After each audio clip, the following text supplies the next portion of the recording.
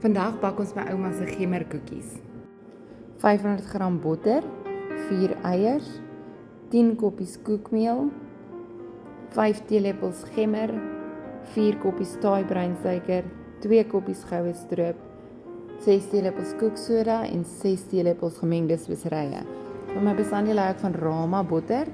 Dan gebruik ons Snowflake se koekmeel. Ons gaan 'n klein bietjie meer as 10 koppies gebruik. Gemaalde gemmer van Robertson. Die suiker wat ons gebruik is taai suiker of treacle sugar.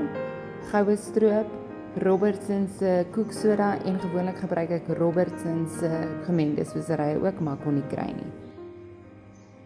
So ons eerste stap is om die botter, suiker, eiers en goue stroop saam te meng.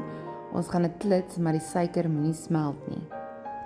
Ek het net vir my 'n groter bak gekry, maar ons gaan in die bottermengsel hier ingooi en dan gaan ons die droë bestanddele byvoeg. Dit is die gemaalde gemmer, koeksoda, gemengde speserye en die meel.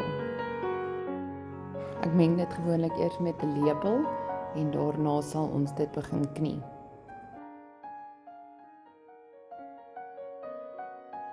As ons begin knie, moet ons seker maak dat die deeg nie te slap is nie. So as ons sien is te slap en dit gaan nie 'n lekker bolletjie kan rol nie, moet ons 'n koppie of 2 meel bysit totdat ons sien dat hy 'n lekker bolletjie sal rol.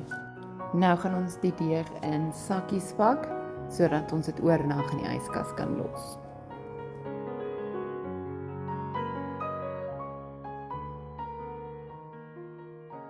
Ons vry die oond tot 180 grade en spuit die pan. Dan haal ons die pakkies deeg een vir een uit en rol in klein ronde bolletjies. Ons pak dit in 'n zigzag vorm sodat die bolletjies nie in mekaar loop wanneer die koekies plat loop nie.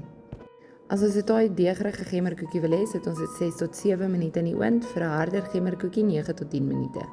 As jy hierdie resep probeer, laat weet my asseblief hoe dit gaan en as jy 'n resep het wat ek kan probeer, stuur hom asseblief vir my. Uit my plaaskombuis tot by jou huis, mag dit jou huis vul met warmte en goeie geure.